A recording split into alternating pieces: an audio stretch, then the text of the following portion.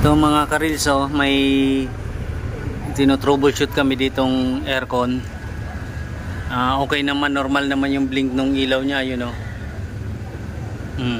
Normal naman siya. Kanina napaandar ko na to kasi basa-basa lang yung ano eh. Kinabit ko lang yung case.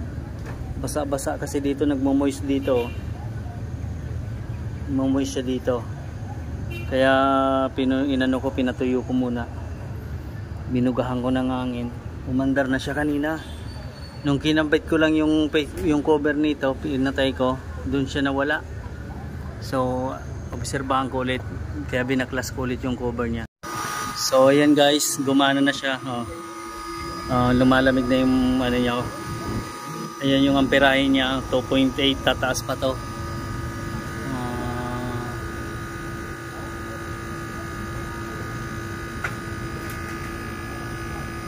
Ampere, abot pa yan ng 6.8 amperes. 6.3. Yan, 2.9 pa lang. Obserbahan ko muna siya bago ko tatakpan. Kanina hindi siya gumagana. Pagganan lang ng pan kasi nagmo-moist dito, nakita ko nagmo-moist dito. So pinaklas ko tong board para lang maano ko. So ayan muna namin. Obserbahan muna namin.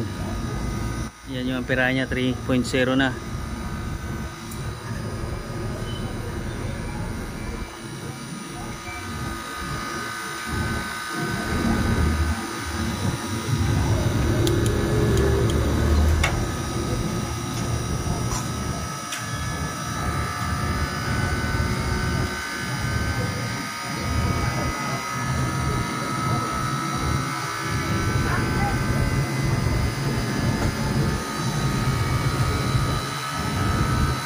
So ayan guys.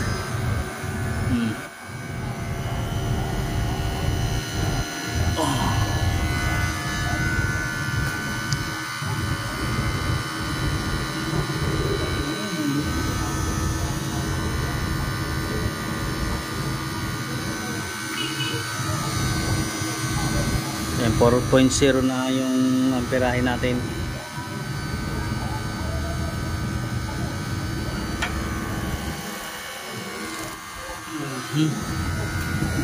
Ayan o, moist na yung ano niya, piping niya o, nag-moist na.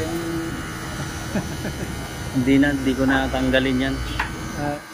Ganyan na lang siya, hindi ko na papatayin yan.